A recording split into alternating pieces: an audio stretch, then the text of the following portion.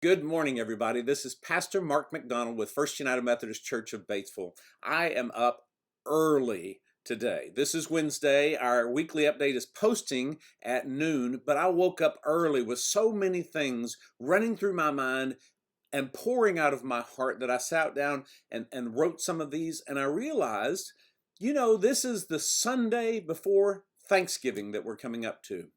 Thanksgiving is just over a week away. My family has a 30-year tradition of gathering with dozens of people, and we've had to cancel that this year. I'm not sure what you have, but we know the recommendation from our leadership that we should not have significant gatherings. We really shouldn't have more than a couple of households together. But that hurts, and yet there is so much to be thankful for. And as I was struggling through all of my feelings of that and the feelings that we have in the church, I realized that the Sunday before Thanksgiving is also what we usually have as our Stewardship Sunday. That's the day that we have built up several sermons, and some people have shared their stories about giving and activity in the church, and we make our pledge, our commitment. We call it an estimate of giving because we don't sign pledge cards anymore, but we make an estimate of giving for the coming year. So what would you give in 2021? We're not doing that right now because we know the uncertainty is here. But I do want to give you a few just practical nuts and bolts. Hang on with this message. I promise there's a lot in here today, and I pray that you'll watch through this. We're going to post it today, but we're also going to send it out by email. Hopefully we get this out to everybody. You can read some in the newsletter of what I'm going to say, but I'm expanding a bit more, so hang in there with me today. So when we closed the doors on March 17th, that month, the month of March, we had a 33% deficit in our budget. Listen to that. A third of our budget was a deficit. We had a 33% loss of income over our expenses. So that was a huge drop. But almost immediately, we already had our giving app set up. We had our online giving. So many of you were so faithful and have continued to be so faithful. You give online, you drop your check by the church, and some are mailing your checks to the church. We added a post office box last year, but we put a full mailbox in at near the entrance of the church so you can mail things, drop things off. It's been so wonderful to see, because after that first month where we had a 33% deficit in our expenses versus our income, the second month we started going back up. And from April through August, we had an average of a 13% surplus. We had more income coming in than we had expenses going out. And a large part of that was because we were awarded a payroll protection program loan, which we are now applying for forgiveness with. Now, in September and October, we have our first 2 months where we have another deficit in our expenses and our income. So we really can't keep up with the budget like we used to, because things have changed so much. Some of our part-time staff are not working, some of our ministries aren't taking place. So when you look at the money that's giving in, it's really not that much lower than it was before the pandemic, and it's more steady. So you've been faithful in giving on a regular basis, and I encourage you to keep doing that. Our deficit in August and September and October are both after we've run through our payroll protection program. So that's part of the change in there. But more than that, I think it's just pandemic fatigue. That's what we call it now. We have so many new phrases we've learned during this, haven't we? Well, that pandemic fatigue means that we're just kind of worn out. And if you're like me, sometimes I walk around in a little bit of a haze. Like, we have to ask what day it is, really think hard about what's going on. We forget to be places because our lives are so different right now. So we were only about at a 10% deficit for those 2 months. And since we sent out our annual or our giving statements to let people know how much they've given and to say thank you, as we've done that, we usually do that in November just to give you a reminder before the end of the year. Already people have started catching up with some, and thank you for that. So what I'm asking in terms of stewardship is simply that you keep supporting the church however you can. If you're able to give a little bit more, I ask that you do that. If you can't, we certainly understand, but we are working harder, and our expenses are increasing because we're trying to do more and more even in these days. And we know it's going to be a little while before we are fully back to being wide open, but we continue to do things. So thank you for what you've done. Now, just realize that as we face this pandemic fatigue, it's dangerous because we can let our guard down. And I know that we all want to be back together. We miss the excitement of a Wednesday night or a Sunday morning. And I want you also to know that during this, I have witnessed this church do amazing things. It is working hard. The leaders that were elected to leadership in the church have been working behind the scenes to do incredible things. The finance committee has redone financial policies and procedures. The trustees, if you know, are building a brand new pavilion, redoing our sanctuary. They've dealt with insurance claims and other things going on. That pavilion, we hope, is done in a few weeks. The sanctuary, we hope, is done in just about a month. And we know that most churches around us are meeting, and we are too. But a lot of churches around us aren't doing as much as we are already. We have 2 online services every Sunday. We have daily devotionals 6 days a week. We have this weekly update that we share. We have shepherd groups and cottage meetings. And of course, our blessing box has continued on through that. We've written and received thousands of dollars in grants, but other people have supported that. We still need support. We need food.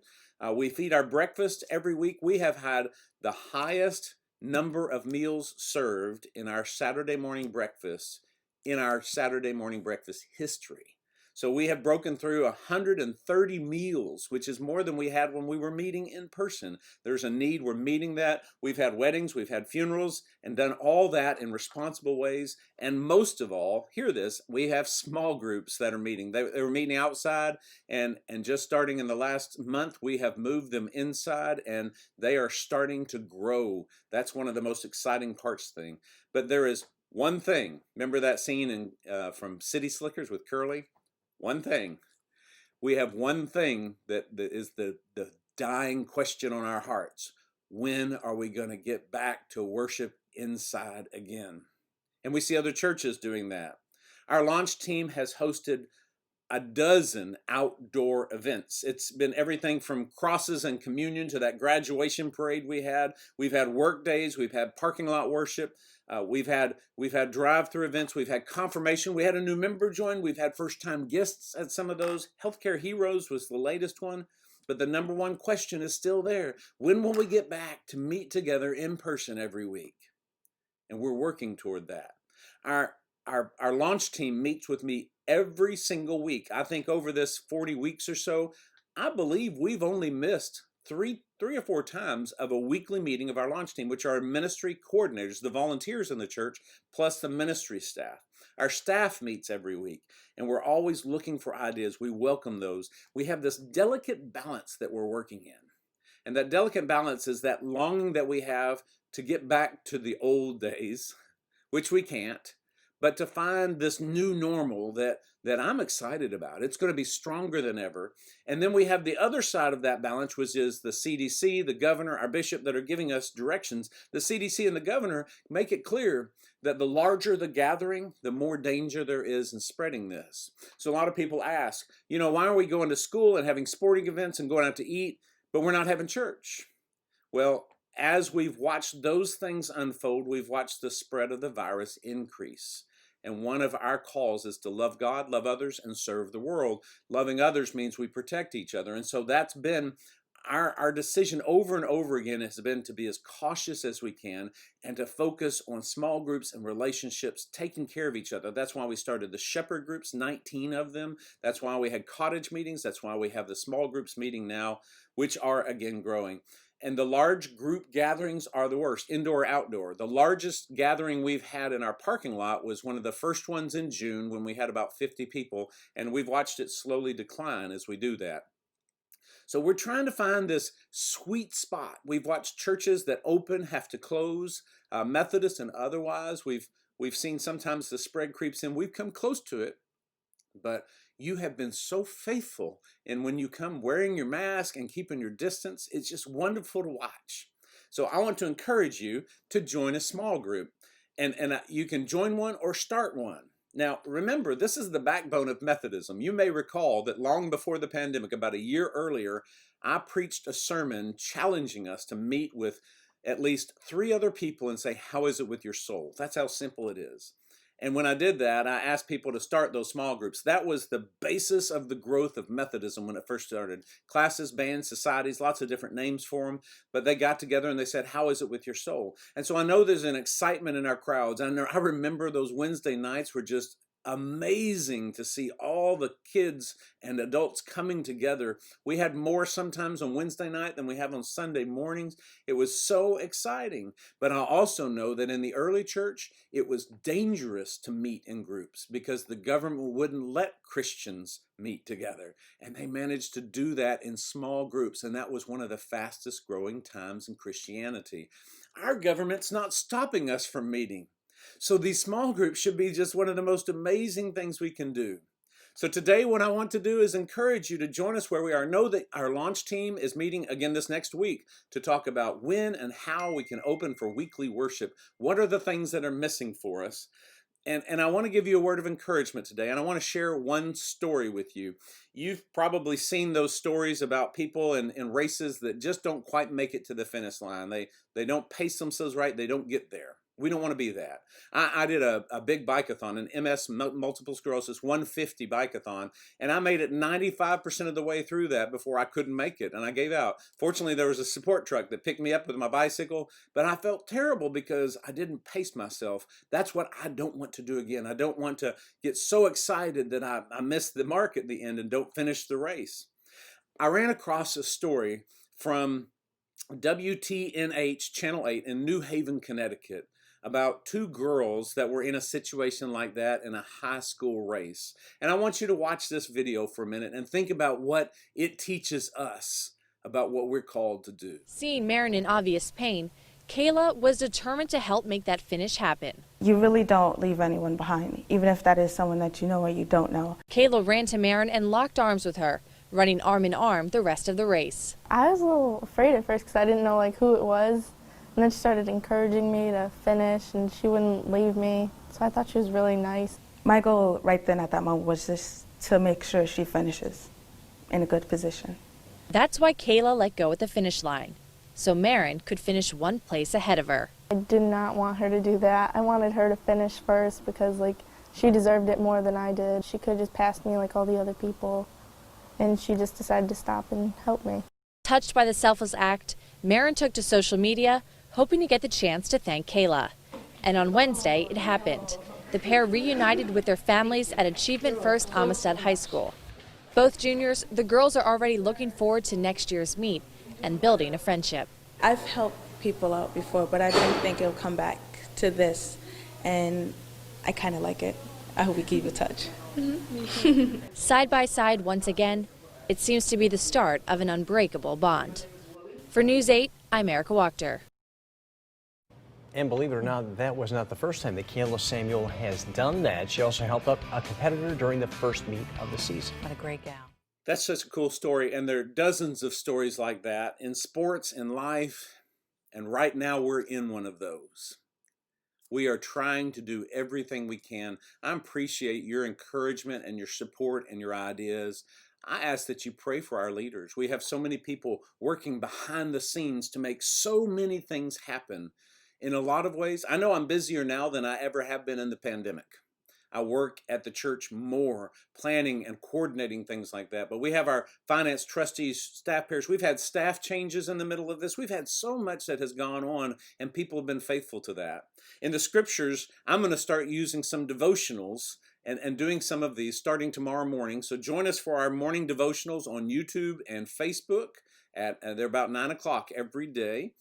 6 days a week. Joel helps write some of the videos. We have some beautiful stories, some songs, but I also do a devotional every other day. I want to tell you about some of those. Deuteronomy 29 verse 18 says, don't let your guard down or get sidetracked. 1 Peter 5:8 says, be alert and of sound mind. Joel 2:25 says, God restores what is broken, and it's amazing. I'm paraphrasing if you didn't figure that out. Matthew 13 verses 24 and 25 talks about how weeds can begin to grow when our guard is down. This Sunday, our sermon, which is a lectionary sermon, is Luke chapter 17 verses 11 through 19. Watch that one because it gives us a message of what God is going to do when all this is over, and I think it's exciting. This is such an amazing church, and as we come into this week of Thanksgiving, I want you to hear again that I thank you. I thank you for all of your commitment, your faithfulness to this. I know we're struggling. I want to thank the leaders that are working behind the scenes, the people who meet every week to talk about our church, and invite you to do that too in a small group. Start one if you need to. Call me, text us, let us know what we can do to help you find those. Our church is here and we are doing it. We are church. We are meeting, and I invite you to find the ways to join us right where we are and pray earnestly with us that as we move ahead, that we can find a way to meet every week together in worship as soon as possible and as soon as it's safe. You know the 3 W's? WWW is not World Wide Web anymore. It's it's wear your mask, wash your hands, and watch your distance. That's what our state officials are telling us. We have some wonderful leadership from everything from the nation to the state to the conference and in this church. It's an amazing church. So as you gather this Thanksgiving, know that it's going to be different. And there may be parts of that that make you sad. You may struggle with that, but we're almost there. Just like when I was in that bike race, I got so excited at the end I couldn't pace myself. I want us to pace ourselves and make it to the end of this race. The vaccines are coming and we're almost there. So my message today in this weekly update is kind of an update as to all the things that are going on, and asking you, please, join us in the devotional, join us online in worship, join a small group, read the newsletter that comes out online every week. If you don't have that in your email, send us an email and tell us you want to be on the email list for the newsletter. It also gets mailed out, and so most people get that Thursday or Friday in the mail. We'll do anything to get that information to you and help you with that. But stay fast. Deuteronomy 31 verse 16 says, remain strong and of good courage. That's where we are. Thank you for allowing me to be your pastor. Thank you for being so faithful to Christ and your church. Stay strong. Stay strong and of good courage, my friends. Have a wonderful, wonderful week. God bless you. And, of course, be a blessing.